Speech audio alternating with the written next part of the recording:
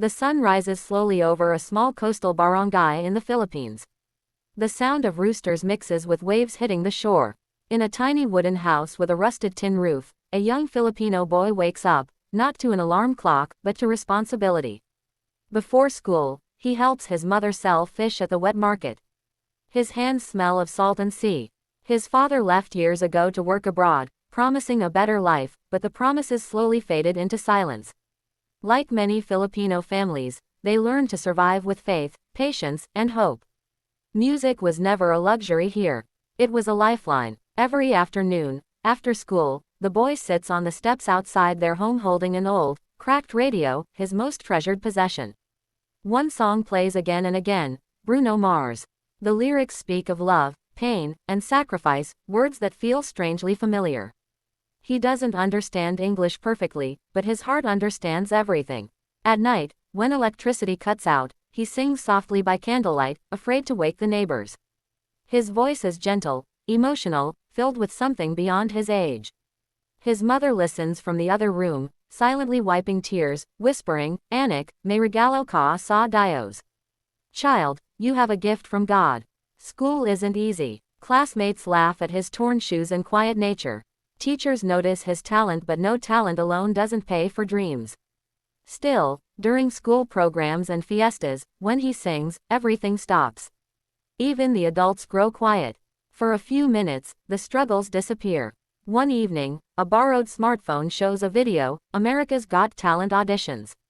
Bright lights, big stage, judges from another world. He laughs at the idea.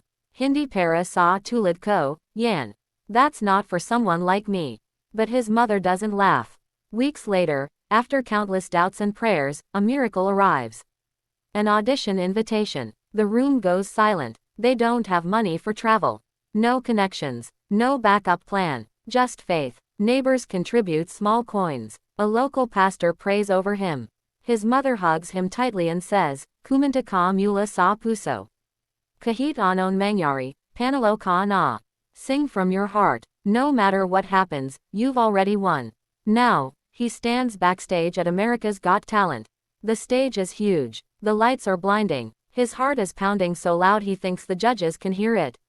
He clutches the microphone with trembling hands. In the audience, strangers cheer, but he imagines his mother watching from their small home in the Philippines. Simon Cowell looks at him and asks gently, "Why did you choose this song?" The boy swallows hard. His voice shakes. "This song, it feels like my life." The music begins. The first note hangs in the air. And in that moment, a poor Filipino boy is no longer just dreaming. He is about to be heard by the world. The theater is silent. Thousands of people, bright lights, giant cameras, and one small Filipino boy standing alone at the center of the AGT stage. The music for Bruno Mars begins softly. His hands tremble as he lifts the microphone. The first line comes out shaky, almost a whisper. Some in the audience wonder if he's nervous. Some judges lean forward, unsure. Then, his voice breaks. Not from fear, from truth. As he sings the next lines, something raw pours out of him, years of quiet pain, sacrifice, and longing. His voice isn't perfect, but it's honest. Every word feels heavy, like it has lived inside him for a long time. Back in the Philippines, in a small wooden house, his mother watches on a tiny TV. She clasps her hands together, praying softly. Neighbors gather behind her. No one speaks. On stage, the boy closes his eyes. He sings about love lost, dreams slipping away, and holding on even when it hurts, lyrics that suddenly feel written. For every Filipino family with an OFW parent, every child who grew up waiting, every dream delayed by poverty. Halfway through the song, his voice grows stronger. The fear disappears. Now he sings with purpose. Each note carries memories. Walking to school hungry. Watching his mother cry quietly at night. Singing by candlelight so no one would hear his tears. The audience begins to react. A woman in the front row wipes her eyes. A man places his hand over his heart. The camera cuts to the judges. One judge's lips tremble. Another shakes their head in disbelief. And then, Simon Cowell stops smiling. The final chorus arrives. He doesn't shout. He doesn't show off. He sings it softly, painfully, beautifully.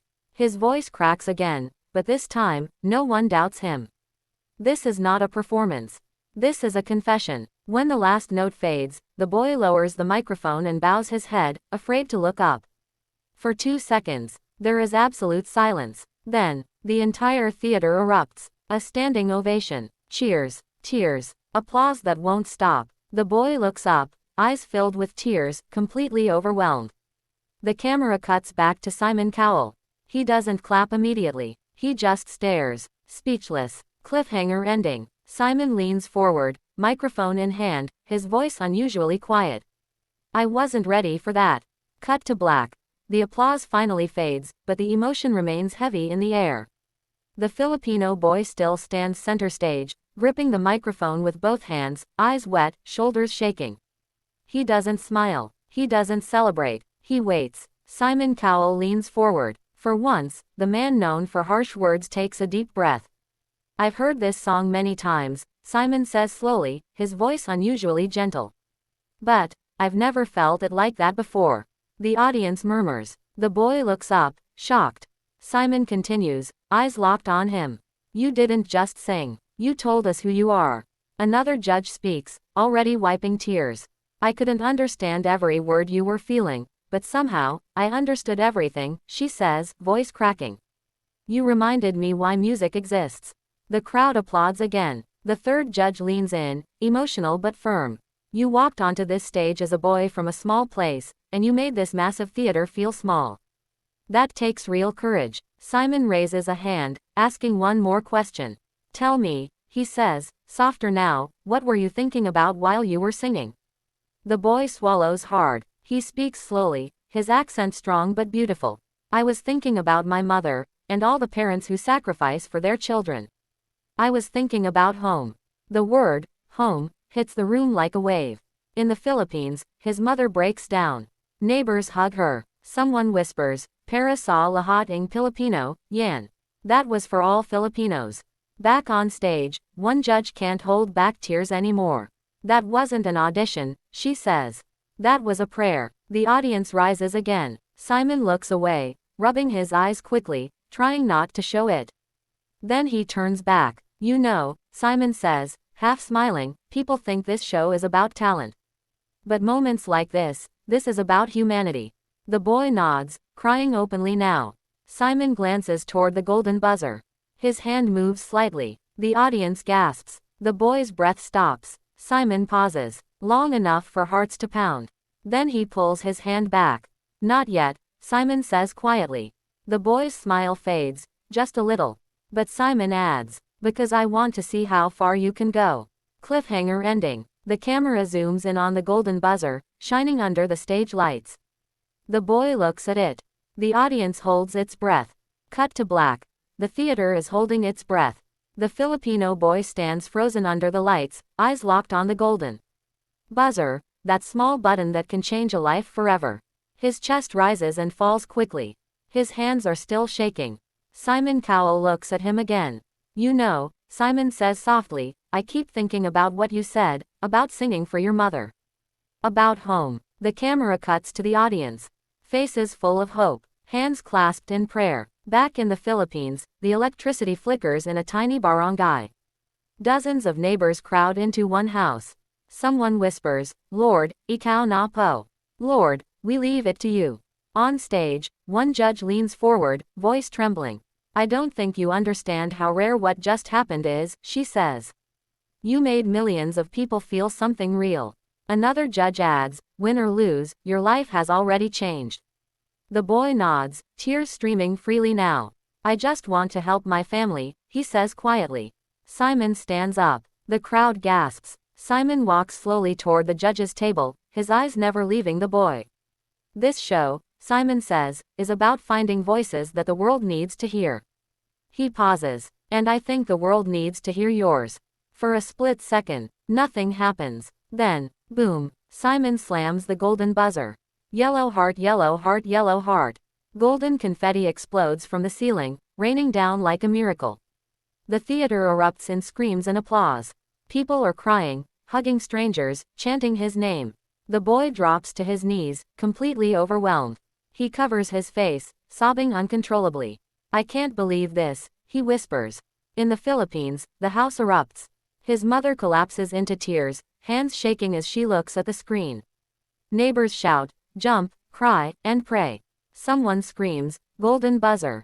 Filipino, yan. Fireworks go off outside. The whole barangay celebrates. Back on stage, Simon walks over and places a hand on the boy's shoulder. Remember this moment, Simon says quietly. Because this is just the beginning. The boy looks up, eyes red, voice barely there. Thank you, Po. As the confetti continues to fall, the camera pulls back. A poor Filipino boy who once sang by candlelight now stands in a storm of gold. Cliffhanger ending. A narrator's voice fades in. From a small barangay to the biggest stage in the world. But can he survive the live shows? To be continued. The golden confetti has settled.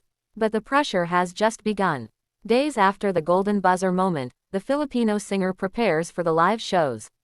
The world now knows his face, but inside, he is still the same humble boy from a small barangay. He practices endlessly in a quiet corner of the hotel, whisper singing so he won't disturb anyone. Every night, he video calls home. His mother smiles bravely on the screen, but her eyes are full of worry and pride. Anak, she says, kahit hanggang dito ka lang, sobra na. Child, even if this is as far as you go, it's more than enough. He shakes his head. Para sa atin po ito. This is for us. Live show night. The stage is even bigger now. The lights brighter. The expectations heavier. The host announces his name. The crowd roars. But this time, he is not singing just for judges. He is singing for a nation. He begins. His voice is stronger, more confident, but still deeply emotional. Every note carries the weight of Filipino dreams, OFW parents, children left behind, families that never stop hoping. The audience rises to their feet before the song even ends. The final note echoes. Silence. Then, thunderous applause. One judge wipes tears and says, "You didn't just represent yourself tonight, you represented your people." Another adds, "This is why the world loves Filipino singers." Simon stands last. He pauses, then smiles. "You came here as a boy with a beautiful voice," Simon says. "But tonight, you stood here as an artist." The boy bows, tears. Streaming. Results night. Hands shaking. Heart racing. The host reads the result. America has voted. A pause that feels endless. "You are going through." The boy collapses, crying. Back home, the Philippines erupts again. Barangays celebrate. Social media explodes. Hashtags trend. A nation claims its voice. The legacy. Win or lose, something has already changed.